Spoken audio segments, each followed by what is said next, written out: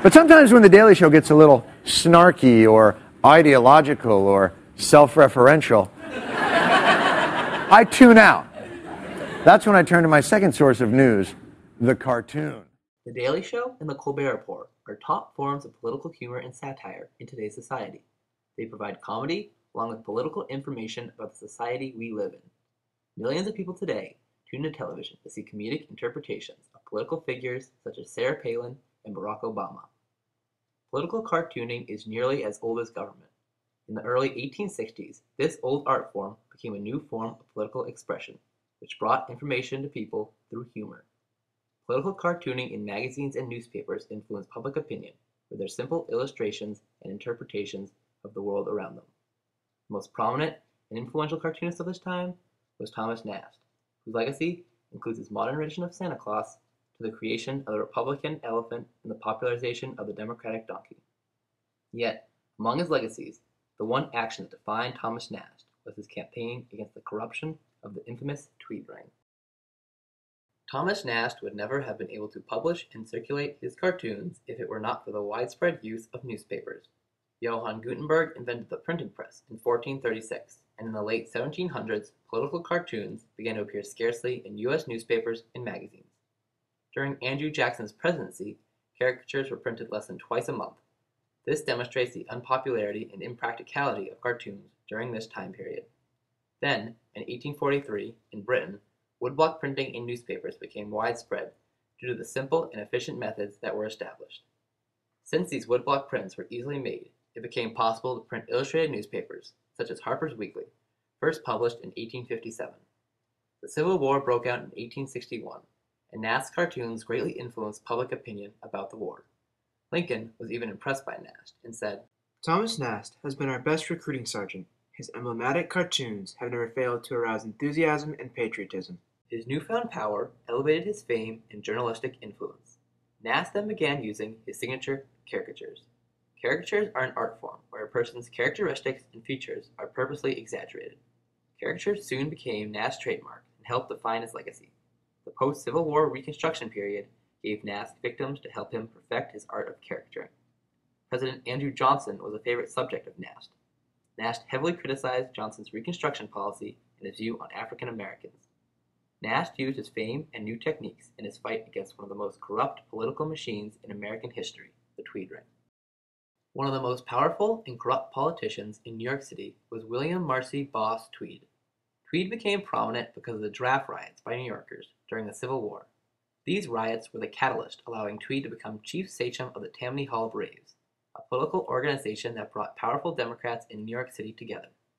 Tweed used Tammany Hall and the large immigrant population of New York to engineer one of the biggest corrupt political machines in United States history. Tweed and his partner Peter Sweeney placed their friends A. Oakley Hall and Richard Connolly into the positions of mayor and comptroller of New York City. The ring stole money from the city by charging exorbitant prices for public services. Tweed had his contractors mark up costs of the city by as much as 65%. Then the ring would take the excess. This allowed the ring to steal close to $200 million from New York City taxpayers. In 1870, Nast started to produce some of his best cartoons, which attacked the Tweed ring. Nast attacked the ring because he was angered by the abuse of power and privilege wielded by the ring, and how they would use it to take advantage of others. Nast was also interested in picking a high-profile fight and making money off his cartoons. Nast began regularly producing cartoons condemning and portraying the ring as criminals in order to turn public opinion. Nast captured the public's attention through inflammatory drawings and exotic environments. It was Nast's ability as an artist and analyst that helped him connect and communicate through his drawings. He was at his nastiest against the Tweed ring. Nast developed 4 criteria for developing a political cartoon. First, make sure the cartoon portrayed the cartoonist's idea. Second, make the cartoon simple to understand. Third, make the people in the cartoon easily recognizable. Last, include an element of humor. Caricatures filled all the criteria and were an essential part of his cartoons. In order to make his caricatures easily recognizable, Nast would always portray Tweed as a large man with a scruffy beard, big nose, and usually wearing a diamond lapel. Whenever Tweed was portrayed this way, he was instantly recognized. The New York Times wrote, As time passed, his victims got to look more and more like his cartoons. One of Nast's most influential cartoons against Tweed was the Tammany Tiger Loose. What are you going to do about it? The cartoon depicts Tweed as the Emperor of Rome and the members of the Ring as his advisors. The tiger's destruction of Lady Liberty represents Tammany Hall's destruction of New York City. Another powerful cartoon against Tweed was a group of vultures. We see the storm gathering around the Tweed Ring. Lightning, which is alluding to the public outcry, has caused a boulder to fall in the ring. The ring is depicted as vultures, who have torn all the flesh off the carcass that was New York City. The boulder itself is the pressure the ring feels due to the lack of public support. These cartoons breed the seeds of resentment against the ring in New York City. Nast was not the only person who was reporting on the Tweed Ring, but Tweed viewed Nast as a major threat, saying, "My constituents don't know how to read, but they can't help seeing them damned pictures." By the year 1871, Nast's pictures moved the people, decades before moving pictures, to turn on Tweed. The public opinion was swayed, and people called for a change. Letters to editors and articles in newspapers accused Tweed of corruption daily. The people of New York City had been awakened to the evils of the Tweed Ring, and soon after, in April of 1873, Tweed was charged, convicted, and sentenced to prison.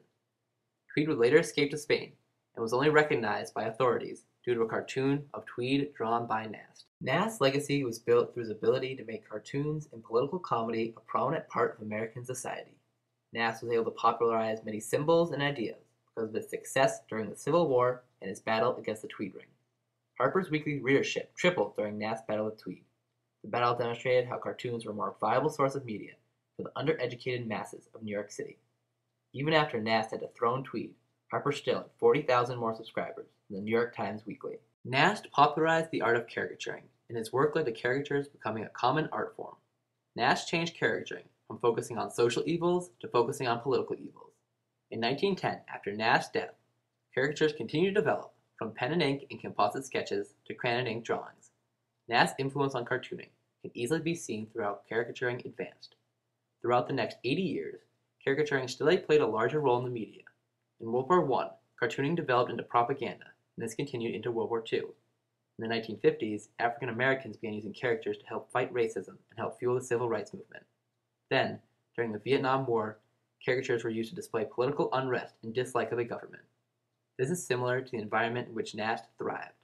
Cartoons depicting the abuse of power helped display the public's resentment toward the war, just like Nast helped the public understand the abuse of power in New York. Nowadays, caricatures still provide humor and political information, just like Nast. Nast also left a legacy in the basic art of cartooning. Nast also pioneered many common symbols used today. The Republican elephant was created by Nast, and the Democratic donkey and Uncle Sam were popularized by him. Nast also created the modern rendition of Santa Claus, which today is recognized worldwide. Political cartoonist Bob Gorrell believes, Thomas Nast is a legendary figure in the art form's heritage, and he set the standard by which we judge our work and effectiveness. After Nast's success against the Tweed Ring, Nast became a hugely important figure in politics. Because Nast gained so much trust from his Tweed campaign, he became an essential voice for the American people. Nast became known as the President Maker. Nast supported each of the next 4 presidents, and his cartoons were essential in getting each of them elected. Nast once told his wife in a letter, "It certainly is funny how all the senators are in a flutter about me being here, and are all afraid that I will do them up.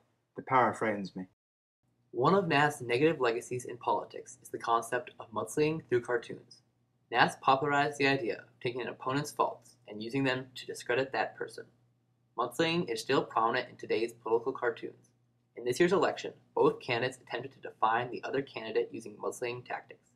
This negative campaigning has hurt Americans because they no longer want to participate in a democratic process that centers on the negatives of each candidate. Nast's reporting on the Tweed Ring was uncanny in that it was funny along with being informational. Nast was able to combine comedic elements with news media. This continued through newspapers in the 1920s by the New York Evening Graphic and the New York Illustrated Daily, which were devoted to having comedic news. In 1962, the Week That Was television program was created, and this started the trend of comedic news shows. Today, programs like The Daily Show provide their audiences with the same type of humor and information that Nast did. There has never been an individual quite like Thomas Nast, a man who was able to influence entire populaces with a quick wit, a fiery spirit, and a pen. His influence changed society by granting the uneducated and immigrant populations of America access to news, allowing them to actively participate in their American politics.